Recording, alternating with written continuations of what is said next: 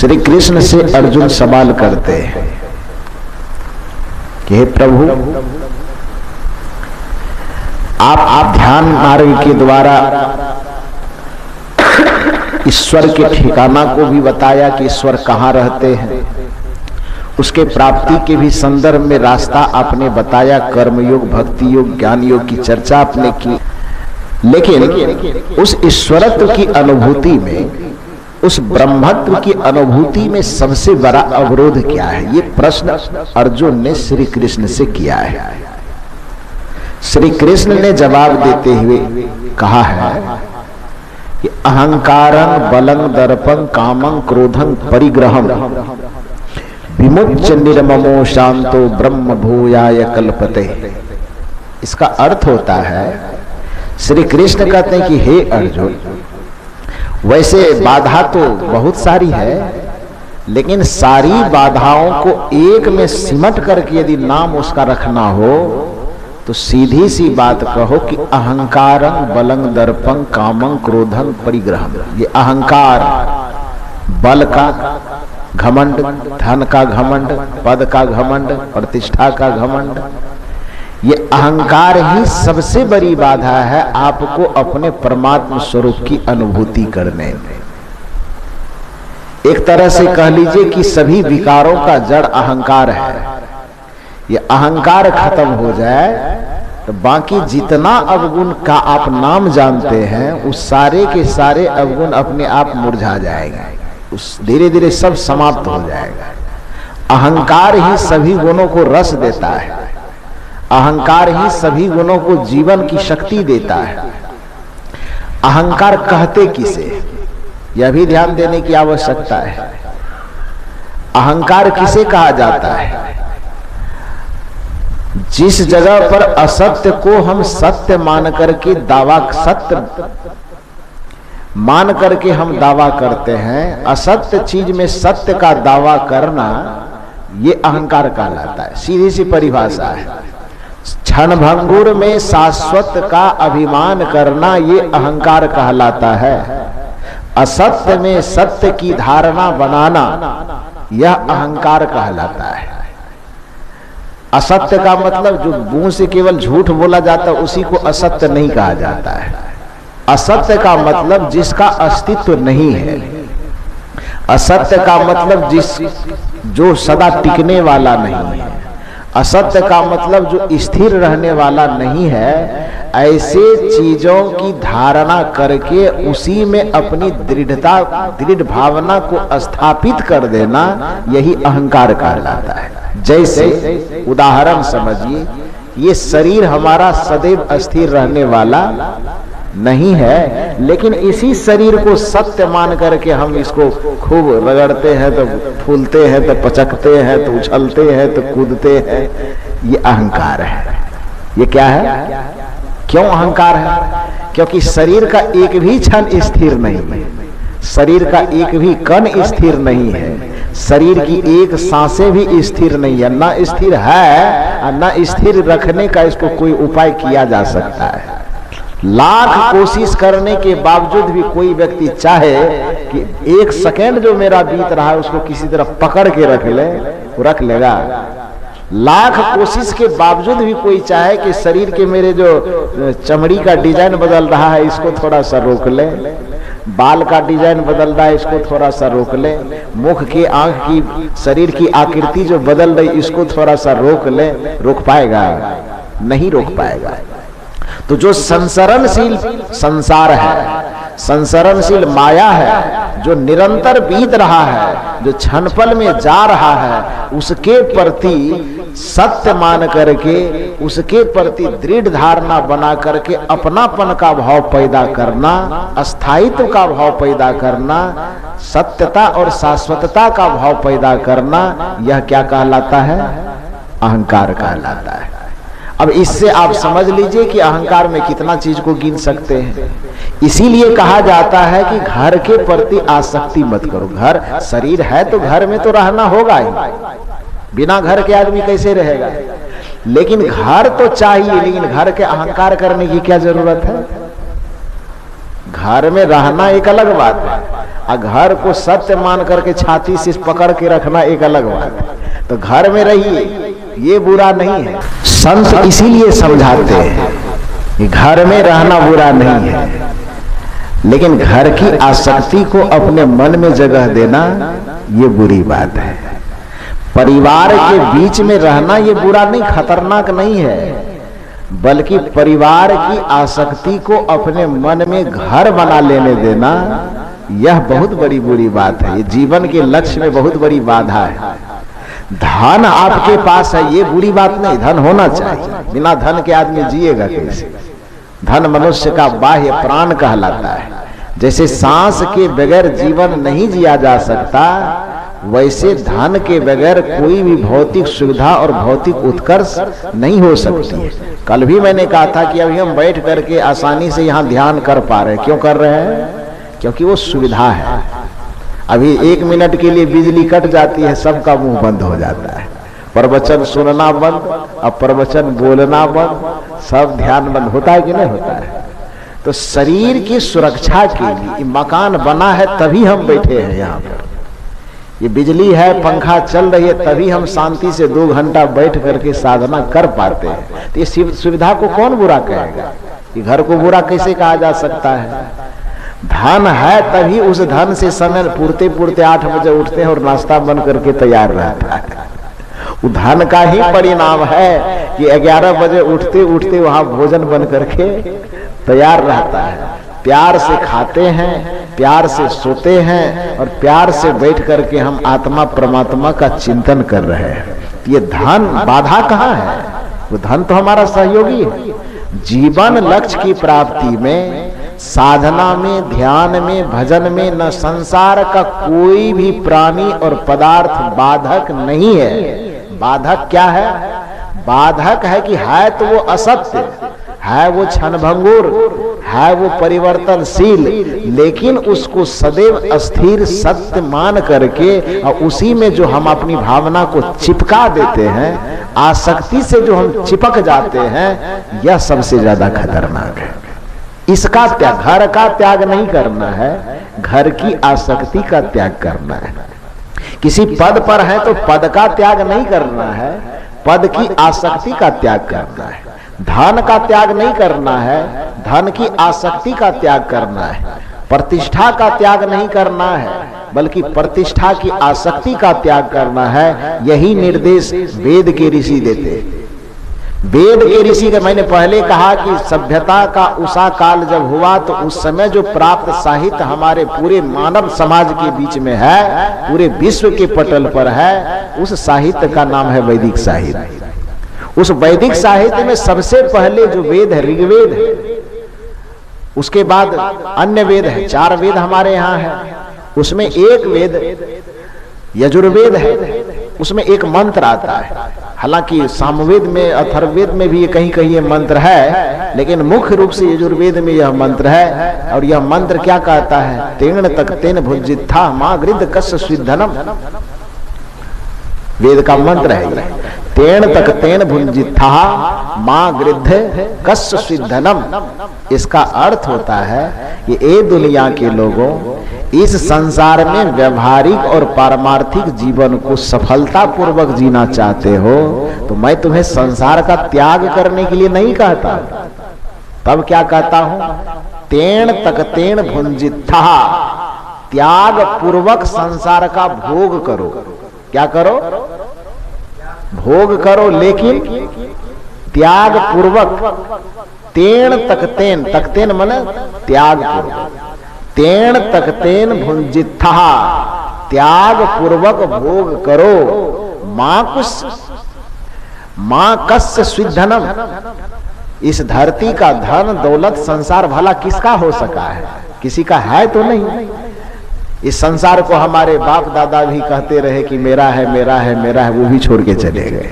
हम भी जीवन भर करे मेरा है मेरा है मेरा, हम भी छोड़ के चले जाएंगे। फिर जो आने वाली पीढ़ी होगी वह भी कहेगी मेरा है मेरा है मेरा, वो भी छोड़ के चला जाएगा। ये संसार, संसार के प्राणी और पदार्थ भला किसका हो सका है? किसी का हुआ तो नहीं। तो वेद के ऋषि कहते हैं कि मैं ये बता ही करता हूं कि जब तक जीवित रहो तब तक संसार से नजर फेर के रहो, ये नहीं कह रहा। बल्कि निर्देश क्या देते हैं, त्याग पूर्वक भोग करो, क्योंकि संसार की वास्तविकता यही है कि संसार किसी का हुआ नहीं है। तेन तक तेन भुंजिता मां गृध कस्य सिद्धनम, त्याग पूर्वक भोग करो। भला संसार के प्राणी पदार्थ की उपलब्धि किसका हो पाया है, किसी का रहा नहीं है, उसका जाना तय है। इसलिए जब तक उपभोग करो, उपभोग तो करो लेकिन त्याग पूर्वक उपभोग करो। वस्त्र पहनो लेकिन आसक्ति के लिए नहीं, बल्कि शरीर को ढकना आवश्यक है। हम सभ्य समाज में रहते हैं, मनुष्य एक सामाजिक प्राणी है, तो सामाजिक प्राणी होने के नाते समाज में की मर्यादा, समाज की सभ्यता को बना करके रखना हमारा कर्तव्य है। उस सभ्यता को बनाए रखने के लिए मोटा पतला जिस भी प्रकार का वस्त्र मिले शरीर पे पहन लेना चाहिए, ये आवश्यक है। ठंडी गर्मी से बचने के लिए एक वस्त्र की आवश्यकता है, उसको हम उस आवश्यकता को समझ करके वस्त्र को हम पहनते हैं, अच्छी बात है, कोई दिक्कत नहीं है। लेकिन जब वस्त्र पहन करके हम अपने व्यक्तित्व का मूल्यांकन करते हैं, ये टाई कोट फिट बैठ रहा है कि नहीं बैठ रहा है, कलर मैच कर रहा है कि नहीं कर रहा है, 1 इंची लंबा हो गया कि 1 इंची छोटा हो गया है, मतलब उस कपड़े के आधार पर ही हम अपने संपूर्ण व्यक्तित्व और जीवन का मूल्यांकन करने लगते हैं, तो फिर वह कपड़ा आपको नरक में लेकर के चला जाएगा। समझ रहे हैं बात को? आप नमक रोटी खा रहे हैं कि आप हलवा पूरी खा रहे हैं, इससे कोई मतलब नहीं। कि कोई जरूरी नहीं है कि जो नमक रोटी खाएगा वही साधु होगा, सन्यासी होगा, हलवा पूरी खा लिया तो भ्रष्ट हो जाएगा। खीर खा ली, जैसा कि भगवान बुद्ध के संदर्भ में आया था ना, कि भगवान बुद्ध जिस समय तपस्या करने गए थे तो उस समय चूंकि नया राह के खोजी थे, आज की तरह ये तो हम लोगों को बना बनाया सब चीज मिल गया, बुद्ध भगवान की कृपा से, कबीर साहब की कृपा से, गुरु नानक देव की कृपा से हम लोग सौभाग्यशाली युग में है ना। जैसे कहा जाता है कि एक माँ को अपने स्तन में दूध तैयार करने में यदि उसके बचपन से लेकर के उम्र तक का मूल्यांकन किया जाए तो 20-22 वर्ष लगता है, या नहीं तो यदि गर्भ धारण के समय से जोड़ा जाए तो कम से कम 9 महीना लगता है। ऐसा ही ना है? एक माँ के स्तन में दूध जमा होने में यदि बचपन से उम्र को जोड़ा जाए तो लगभग 20-22 वर्ष मान लीजिए, यदि गर्भ धारण के समय से जोड़ा जाए तो कम से कम 9 महीना लगता है। लेकिन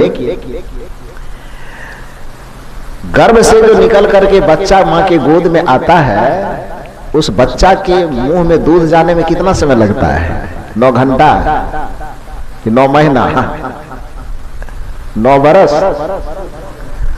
अरे आजकल तो डॉक्टर कहा कि 9 सेकेंड भी देरी मत करो, गर्भ से बाहर निकले और सबसे पहले उसको दूध पिलाओ, माँ का दूध पिलाओ, यही कहता है। क्योंकि वो काम मतलब दवाई का काम करता है, वो रोग प्रतिरोधक क्षमता सब बढ़ाता है। तो डॉक्टर ये सलाह देते हैं कि बच्चा गर्भ से निकले और 2-4 सेकेंड के अंदर एकदम उसको स्तन लगा करके दूध पिला दो, ये बातें कही जाती है। तो मूल बात मैं ये कहना चाहता कि एक माँ को अपने स्तन में दूध जमा करने में यदि उम्र के अनुसार मूल्यांकन किया जाए तो 20, 21, 22 वर्ष के लगभग, यदि गर्भधारण के समय से उसकी गिनती की जाए तो कम से कम 9 महीना। लेकिन उसी माँ के गोद में खेलने वाले बच्चे को दूध पीने के लिए 9 वर्ष लगता है कि 9 महीना लगता है कि 9 सप्ताह लगता है कि 9 घंटा लगता है कि 9 मिनट लगता है? कितना देर लगता है? 9 सेकेंड भी बहुत ज्यादा हो गया। जितना जल्दी हो सके उसको दूध मिल जाता है, मिलता है ना। ये बच्चे का सौभाग्य है ना कि माँ की कृपा से उसको बना बनाया दूध मिल गया। उसी तरह से आज के युग में जो हम और आप जी रहे हैं, ये मत समझिए कि इतने आसानी से ये साधना और भक्ति ध्यान का लड्डू मिल रहा है, बल्कि इस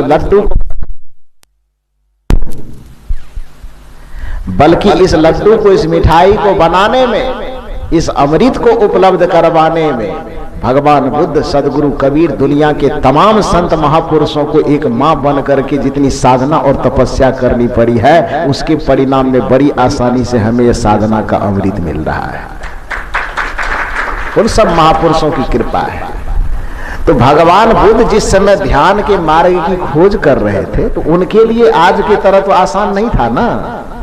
ये गीता के एक श्लोक पढ़े और उस पर व्याख्या कर दिए, ऐसा नहीं था। वो तो खोज कर रहे थे।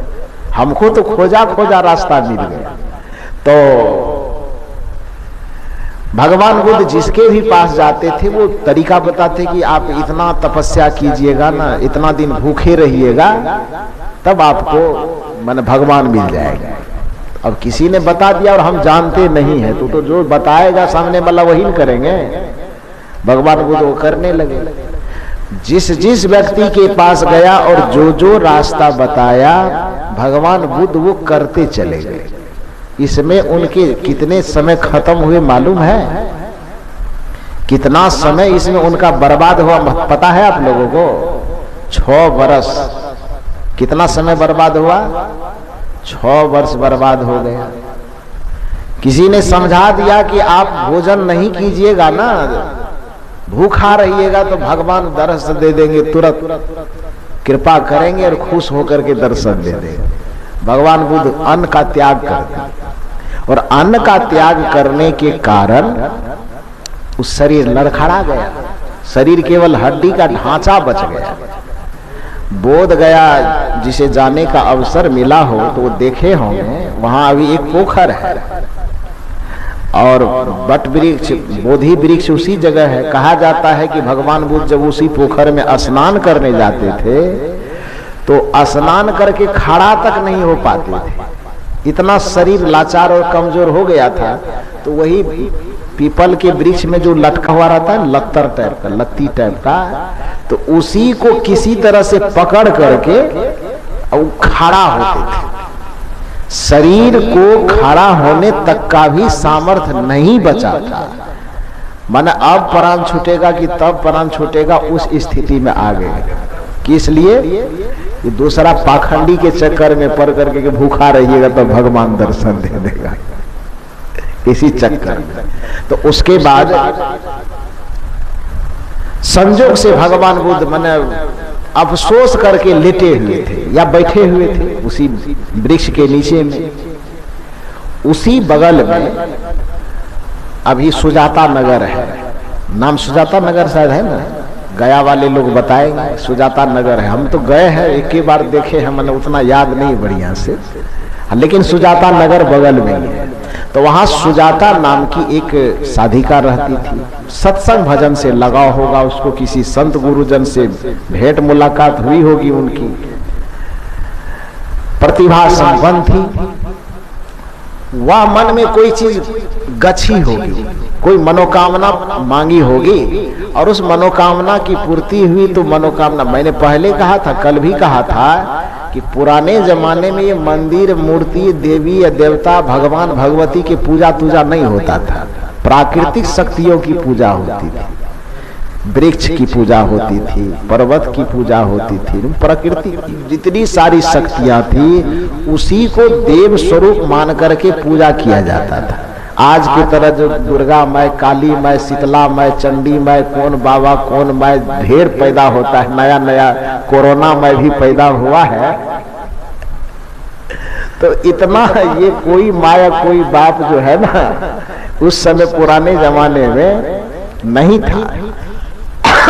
प्राकृतिक शक्तियों को ही देव स्वरूप मान करके उसकी पूजा की जाती थी। तो सुजाता कोई मनोकामना मन में सोची होगी, और वो एक भावना में, जैसे माता लोग गछती है कि हमारा ये काम हो जाएगा तो हम फलना चीज चढ़ाएंगे। तो सुजाता भी मन में गछ ली।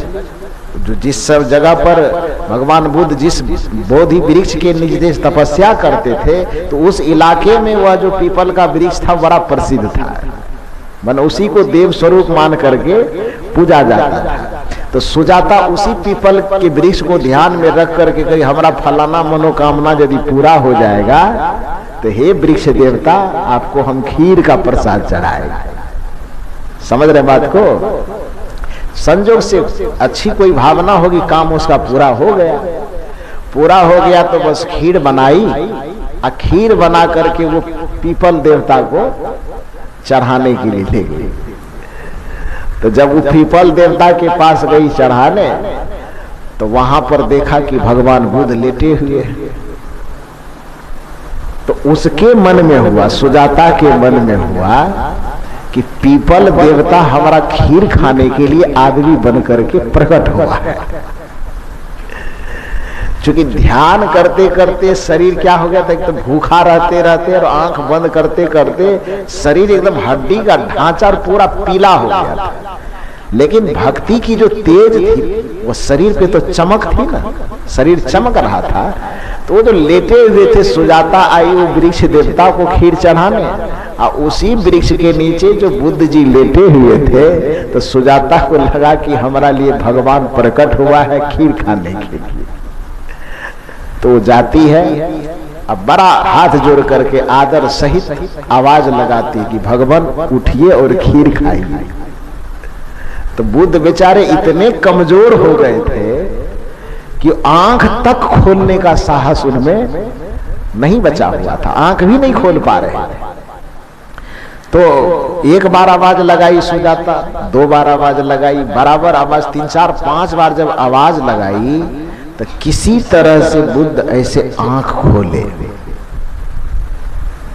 आंख जब खोले तो देखा कि एक महिला सामने में खड़ी है, हाथ में कटोरी है, उसमें क्या है पता नहीं, उसको पता नहीं है। फिर धीरे धीरे सुजाता आवाज लगाती, प्रभु मैं खीर लाई हूं, आप इसे ग्रहण कर लीजिए। बुद्ध माथा हिलाते हैं कि हम उपवास में हैं, हम भोजन नहीं कर सकते। जब बुद्ध के मुंह से लड़खड़ाते हुए आवाज निकली कि हम व्रत पे हैं, उपवास कर रहे, भगवान का दर्शन करने के लिए उपवास का नियम हम धारण किए हैं, हम भोजन ग्रहण नहीं कर सकते। सुजाता को लगा कि इनको तो अभी तक हम देवता समझ रहे थे, लगता है कोई पाखंडी के चक्कर में पड़ गया है। कि भोला भाला आदमी है, सीधा सरल आदमी है, और कोई पाखंडी भगवान के दर्शन के नाम पे इसको चक्कर लगा दिया है। सुजाता ने कहा कि आप खीर खा लीजिए, भगवान का दर्शन करना चाहते तो शरीर को क्यों बर्बाद कर रहे हैं। कल भी मैंने कहा था कि शरीर को कष्ट नहीं देना है। शरीर हमारा कुछ बिगाड़ा क्या है जो हम शरीर को कष्ट दें? उस शरीर की गलती क्या है जो शरीर को गलाएंगे या मिटाएंगे? सुजाता कहती है भगवान बुद्ध से कि प्रभु यदि आपको भगवान का दर्शन करना है तो इस शरीर को जब मिटा ही देंगे तो भगवान का आकाश में दर्शन देगा आपको। इस शरीर रहेगा तब ये भोग योग साधना ध्यान कुछ भी होगा, तो उसके लिए शरीर का सुरक्षित रहना तो आवश्यक है। भगवान बुद्ध चूंकि उसके दिमाग में बातें लोगों की बैठी हुई थी, कह कि लेक्चर मत दो मेरे पास, जाओ हम कुछ नहीं सुनेंगे, नियम में है, हम व्रत कर रहे हैं, हम नहीं खाएंगे, कितना भी भाषण दोगी तो हम मानने वाले नहीं है। सुजाता की कोई भी बात बुद्ध जी सुनने के लिए तैयार नहीं है। सुजाता मैं निश्चित कह सकता हूं कि वो किसी गुरु की शिष्या रही होगी, किसी संत का सानिध्य उसको जरूर मिला होगा, तभी इतना प्रखर और प्रायोगिक ज्ञान सुजाता के मस्तिष्क में था। वो कुछ कहती नहीं है, खीर रख दी उसी जगह, दौड़ करके गई अपने घर, नजदीक में ही होगा, दौड़ करके घर गई, घर जा करके एक बीना लाई। बीना समझते हैं ना, सरस्वती माँ के हाथ में जो रहता है वो बीना ले आई। बीना लाई, भगवान बुद्ध के सामने बैठ गई। उस बीना में 3 तार लगे हुए थे। भगवान बुद्ध से कहा कि प्रभु आप भोजन कर लीजिए। बुद्ध ने कहा कि नहीं कर सकते हैं, हम नियम पालन कर रहे हैं, हम व्रत धारण किए हुए हैं, तो हम कैसे खाएंगे। सुजाता ने कहा कि नहीं खाइएगा तो कम से कम थोड़ा आंख खोल करके देखिए कि हम कर क्या रहे हैं। जो हम कर रहे हैं 2-4-5 मिनट आंख खोल करके केवल आप देखिए। तो बुद्ध तो कोई साधारण व्यक्ति थे ना, उसकी चेतना तो प्रखर थी, वो तो भरम में पड़ करके न उलझ गया था। मैंने कल भी कहा, बार बार ये बात मैं कह रहा हूं कि नहीं जानने के कारण बहुत लोग पहले भटकते बहुत ज्यादा है, लेकिन कुछ दिन के बाद जब उसको सही रास्ता मिलता है तब फिर पुराने को छोड़ करके नया चीज को पकड़ लेता है। समझ रहे बात को? तो सुजाता ने कहा कि भगवान ऐसा कीजिए कि आप थोड़ी देर आंख खोल करके रखिए, नहीं खाना है मत खाइएगा, हम जिद भी नहीं करेंगे, थोड़ी देर आंख खोल करके आप रखिए। भगवान बुद्ध आंख खोल देते हैं, सुजाता सामने में बैठ जाती है। अब बीना के तार में जो 3 तार लगे हुए थे, सुजाता पूछती इस बीना का काम क्या है भगवान? बुद्ध ने कहा तो पूरी दुनिया जानता है कि बीना का काम है संगीत पैदा करना, सुर पैदा करना। सुजाता ने कहा कि ठीक है, आपने अच्छा कहा कि बीना का काम है सुर पैदा करना, अब इसको सुर पैदा करवाने का हम प्रयास कर रहे हैं। देखिए आप, उस प्रयास करने में जितना कसा हुआ था बीना का तार, तो एक तार को सुजाता क्या किया, तो जितना कसा था और उसको ढीला कर दिया। क्या कर दिया? जितना कसा हुआ था वाजिब में, उसको भी और क्या किया, वो ढीला कर दिया। और ढीला करके उस पे उंगली से इसे तान मार रही है। तो बिना बजेगा कि नहीं बजेगा? नहीं बजेगा। भगवान बुद्ध जो थोड़ा बहुत आंख खोले हुए थे, आधा इंच ज्यादा आंख खुल गया उनका। हल्का जो खुला हुआ था ना, तो आधा इंच आंख उनका ज्यादा खुल गया। उसके बाद सुजाता क्या की, दूसरा तार पर हाथ फेरी कि भगवान थोड़ा और बढ़िया से देख लीजिए। अब दूसरा तार को क्या किया, वाजिब में जितना कसा हुआ था उसको और बढ़िया से अमेट करके कस दिया। मचोड़ते मचोड़ते लास्ट तक इतना कस दिया, और उसके बाद उंगली लेकर के तार पे फेरना शुरू की। तो 2-4 बार जैसे ही उंगली को ऐसे ऐसे फेरी की, तार टन से टूट गया। संगीत पैदा होगा। जितना कसना चाहिए उससे ज्यादा कस दिया है, और उंगली से ऐसे ताना जैसे ही मारी, ये 2-4 बार में क्या हुआ, तार टूट गया। भगवान बुद्ध को कुछ कह नहीं रही है, वो केवल वो कर रही है। भगवान बुद्ध का चुपचाप आप देखिए।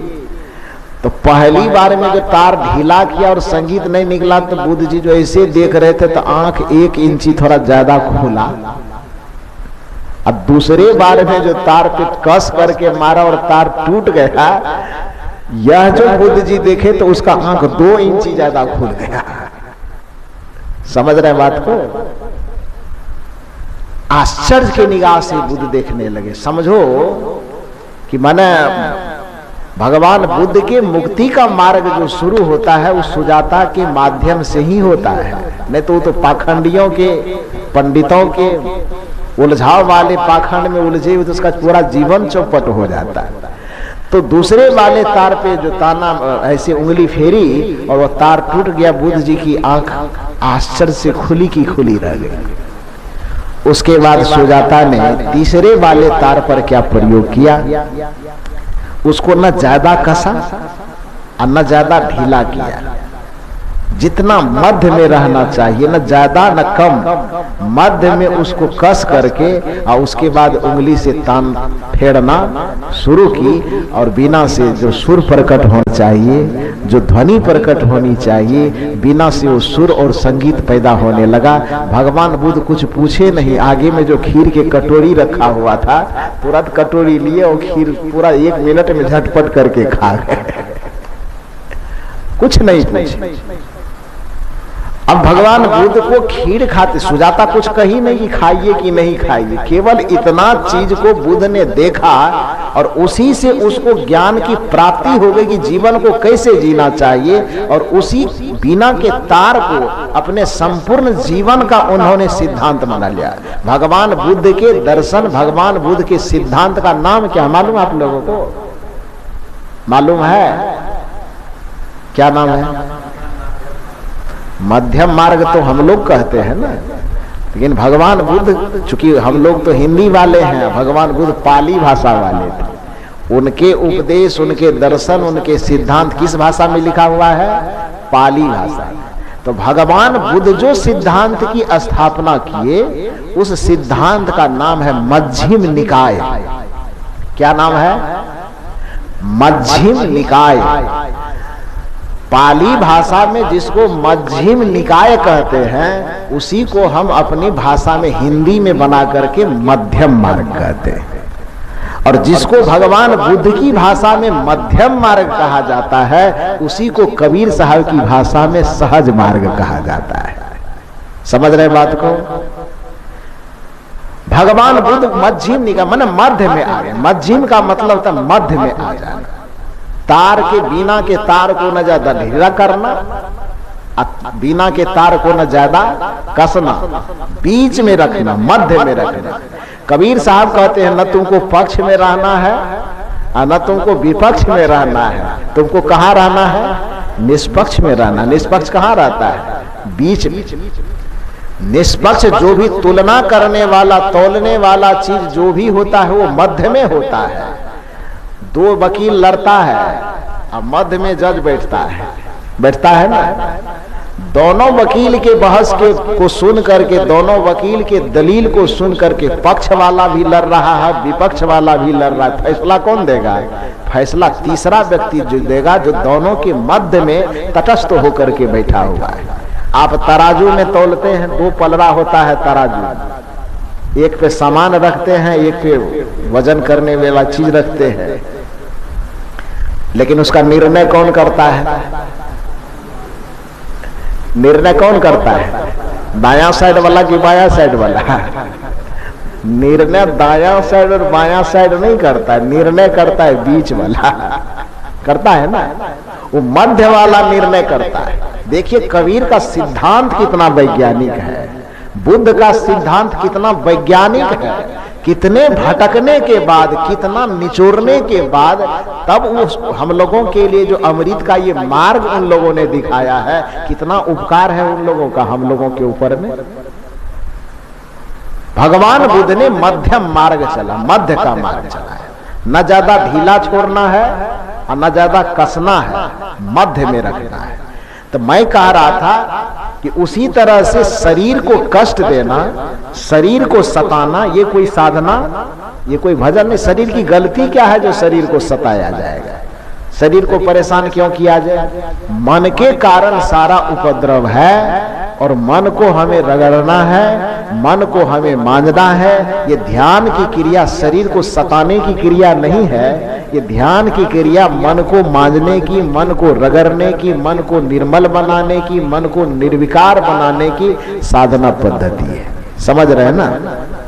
तो उसी तरह से मैं चर्चा इस बात पे कर रहा था कि शरीर को इटिंग फिटिंग में सजाने की जो बात हम करते हैं, चिपकना, तब वो बाधा पैदा करेगा जीवन में, वो जीवन के लक्ष्य में बाधा पैदा करेगा। तो शरीर को न ज्यादा तपाना है और न शरीर को ज्यादा सजाना है, बल्कि सजाने और तपाने के मध्य में शरीर को सहज बना करके रखना है। धन का ही उपयोग करना है तो सहज बन करके धन का उपयोग करना है। जो वाजिब उपयोग होता है, जो अपने लिए खर्च करना है, जो समाज के लिए खर्च करना है, जो संत महात्मा भक्ति भजन के लिए खर्च करना, तो जब जहां जैसा उपयोग लगे धन को खर्च करते रहना चाहिए। धन को भी बहुत ज्यादा जमा करके रखने की जरूरत नहीं है, कुछ मिलने जाने वाला नहीं है। अपना भी खाइए, दूसरों को भी खिलाइए, और ऐसा नहीं कि सब खिला पिला ही दीजिए, कुछ जमा भी रखिए। सुरक्षित भी कुछ रखना है, लेकिन सीमा पर। सीमा से बाहर ज्यादा धन सुरक्षित रखने से भी कोई फायदा नहीं है। तो धन का उपयोग करना, जन का उपयोग करना, संसार के प्राणी पदार्थों का उपयोग करना कोई बुरी बात नहीं है। इसलिए वेद के ऋषि कहते कि तेन तक तेन भुंजिता मां गृध कस्य स्विद्धनम, त्याग पूर्वक भोग करो, क्योंकि यह संसार किसी का हुआ नहीं है। ऐसा नहीं कहते हैं कि संसार को देखना छोड़ दो, चलाना छोड़ दो, परिवार छोड़ दो, घर छोड़ दो, मकान छोड़ दो, दुकान छोड़ दो, पहाड़ की गुफा में जाके आंख बंद करके बैठे रहो, ये नहीं कहता है।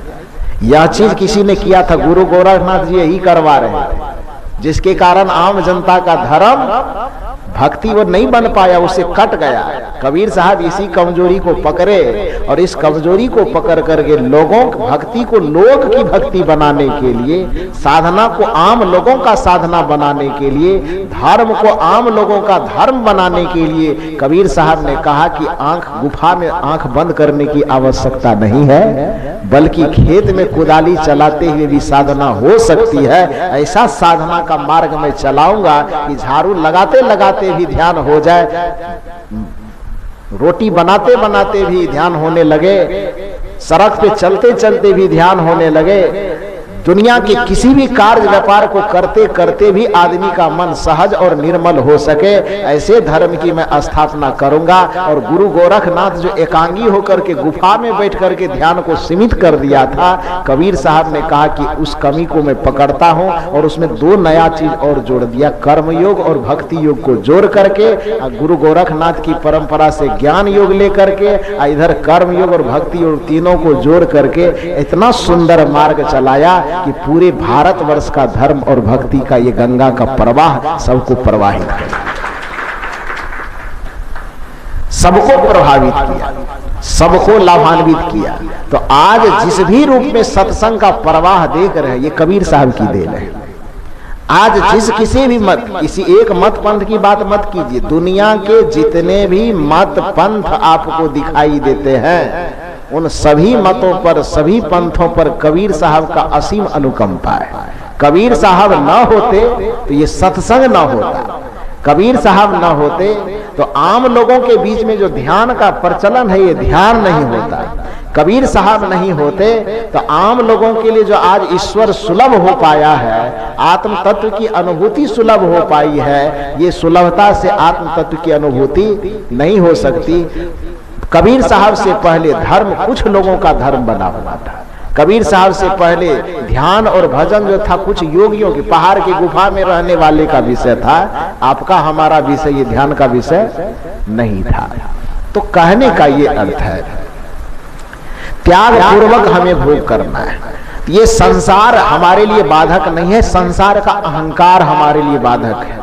संसार हमारे लिए बाधक नहीं है, संसार की आसक्ति हमारे लिए बाधक है। तो जब हम ध्यान के मार्ग पर चले, जब हम ध्यान करने पे उतरे, तो मैंने आज का जो सवाल आप लोगों के सामने रखा, वह सवाल क्या था कि ध्यान के मार्ग में बाधा क्या है, ध्यान के मार्ग में अवरोध क्या है, ध्यान के मार्ग का अवगुण क्या है, जिस अवगुण के कारण से हम अपने जीवन के लक्ष्य का अनुभव नहीं कर सकते हैं। तो बाधाएं तो बहुत सारी है, लेकिन सारी बाधाओं को समेट करके जड़ वाला आप यदि नाम लीजिए तो वह नाम है अहंकार।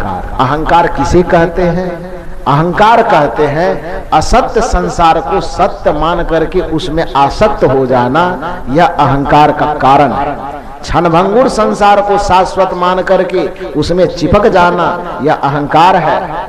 विनष्टशील नश्वर शरीर को शाश्वत मान करके इसी के मोह में दिन रात लगे रहना, मलमल के तूने अपने तन को जो है निखारा, इत्रों की खुशबुओं से महके शरीर सारा, काया ये खाक होगी ये बात न भुलाना, कुछ पल की जिंदगानी एक रोज सबको जाना, वर्षों की तू क्यों सोचे पल का नहीं ठिकाना। इस जीवन के पल का ठिकाना नहीं है, वर्षों में इसमें इसके अहंकार में चिपके हुए क्यों हो। इसी भाव को कुछ विचारक ने अपनी भाषा में कहा, पानी में नाव चले तो चले, नाव में पानी मत आने दो। ये स्वाभाविक बात है कि नाव को यदि चलाना है तो बालू पे नहीं चलेगा, स्टेट रोड पे भी नहीं चलेगा, नेशनल हाईवे पे भी नहीं चलेगा। चलेगा नाव कहाँ चलेगा? पानी में चलेगा। और नाव डूबता कहाँ है? पानी में ही डूबता है। और नाव को चलाना कहाँ है? पानी में ही चलाना है। मतलब चलने के लिए भी पानी ही चाहिए, मरने के लिए भी पानी ही कारण है। तो मरते क्यों है? नाव डूब क्यों जाता है? इसमें गलती पानी की है कि गलती नाव की है? ना नाव की गलती है और न पानी की गलती है। तब गलती कहाँ हो जाती है?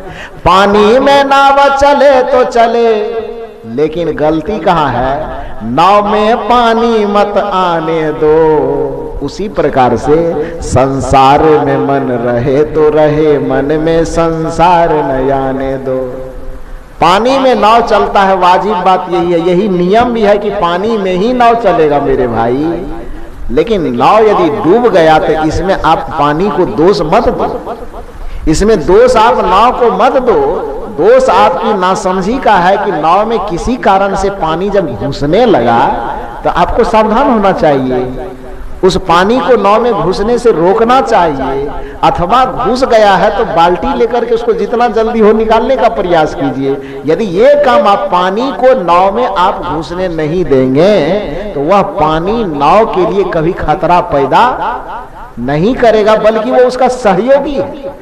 ठीक उसी प्रकार से ये संसार के धन दौलत पद प्रतिष्ठा ऐश्वर्य परिवार रिश्तेदार नातेदार कुल कुटुंब ये जीवन का सहयोगी है, ये बाधक नहीं है। लेकिन ये बाधक कब बन जाता है, बाधक कब बनता है? इसको रहना चाहिए नाव के नीचे में, इसको हम घुसा लेते हैं नाव के अंदर। रहना चाहिए मन के बाहर में, इस उपयोग तो करते हैं लेकिन जितना उपयोग नहीं करते उससे ज्यादा इसको मन में एकदम घुसा करके बैठा के रखते हैं। तो जिस मन में संसार घुसा हुआ है, जिस मन में माया घुसा हुआ है, उस मन में परमात्मा कहाँ से घुसेगा? कुर्सी एक ही है, अभी सिंहासन एक ठो है और 10 आदमी आ जाएंगे तो बैठेगा कौन? एक सिंहासन तो एक ही आदमी बैठेगा ना। दूसरे आदमी को बैठने के लिए पहले वाले को उतरना पड़ेगा, पहला वाला खाली करेगा तब न दूसरा बैठेगा। तो उसी प्रकार से जिस मन के मंदिर में परमात्मा को रहना चाहिए, उस मन के मंदिर में आप संसार के अहंकार विकार संसार के आसक्ति को पहले से बैठा करके रखे हैं। अब परमात्मा को भी बैठाना चाहते हैं तो रवि रजनी होत नहीं कब हो एक ठाम, रात और दिन कभी एक जगह नहीं होगा, अंधकार और प्रकाश दोनों कभी एक जगह नहीं होगा, माया और परमात्मा दोनों कभी एक जगह नहीं होगा। सिंहासन एक ही है और उस सिंहासन पर संसार के अहंकार संसार के विकार संसार की आसक्ति संसार के माया को मन रूपी सिंहासन पर आपने पहले से बैठा के रखा है। तो उस पे ईश्वर परमात्मा कैसे बैठेंगे? तुमने आंगन नहीं बुहारा, सवाल है कैसे आएंगे भगवान? सिंहासन खाली नहीं है तो कैसे बैठेंगे भगवान? ध्यान करने के लिए जो हम आए हैं, इस ध्यान का एक ही लक्ष्य है, मन के मंदिर में माया विषय विकार वासना अहंकार का जो साम्राज्य स्थापित है, ये ध्यान करके एक एक करके सबको निचोड़ निचोड़ करके मन से हम क्या करेंगे? उखाड़ करके फेंक देंगे। और जैसे ही मन का सिंहासन खाली होगा तो कहीं से लाने बुलाने की जरूरत नहीं पड़ेगी, वह परमात्मा अपने आप सिंहासन पर आकर के बैठ जाएगा। तो ध्यान के मार्ग में जो सबसे बड़ी बाधा है वह बाधा हमारी अज्ञानता है। संसार बाधा नहीं है, बल्कि संसार की आसक्ति बाधा है। धन बाधा नहीं है, पद बाधा नहीं है, प्रतिष्ठा बाधा नहीं है, या हम जिसे माया कहते हैं माया बाधा नहीं है। बाधा उस माया की आसक्ति है, बाधा वह संसार की आसक्ति है, बाधा वह संसार का अहंकार है। तो हमें संसार नहीं छोड़ना है, हमें संसार का अहंकार छोड़ना है। हमें माया नहीं छोड़ना है, बल्कि हमें माया का अहंकार छोड़ना है, हमें माया की आसक्ति छोड़नी है। यही बात श्री कृष्ण ने अर्जुन को समझाया। अर्जुन ने जब सवाल किया कि हमारे भीतर में परमात्मा ईश्वर बैठा हुआ है, आपने बताया कि ध्यान के द्वारा उसे प्राप्त किया जा सकता है, तो हे प्रभु यह भी बताने की कोशिश कीजिए कि जब परमात्मा भी भीतर में ही है, हमारे अंदर या फिर भी देखने में इतनी परेशानी क्यों हो रही है? बाधा क्या है? अवरोध क्या है? किस कारण से, किस बाधा के कारण उसका हम अनुभव नहीं कर पाते हैं? तो श्री कृष्ण ने कहा कि अहंकारं बलं दर्पं कामं क्रोधं परिग्रहं विमुच्य निर्ममो शांतो ब्रह्म भूयाय कल्पते। हे अर्जुन, हमारे अंदर जो ब्रह्मत्व की ज्योति जगमगा रही है, उसके दर्शन उसकी अनुभूति में हमारे अंदर के अहंकार विकार ही सबसे बड़ी बाधा है। जिस दिन अहंकार का साम्राज्य खत्म हो जाता है, जिस दिन आसक्ति का साम्राज्य खत्म हो जाता है, ब्रह्म भूयाय कल्पते, उसी दिन इस आत्मा में ब्रह्मत्व की प्राप्ति होती है। उसी दिन इस आत्मा में परम सत्ता, परम सत्य परमात्मा की प्राप्ति हो जाती है।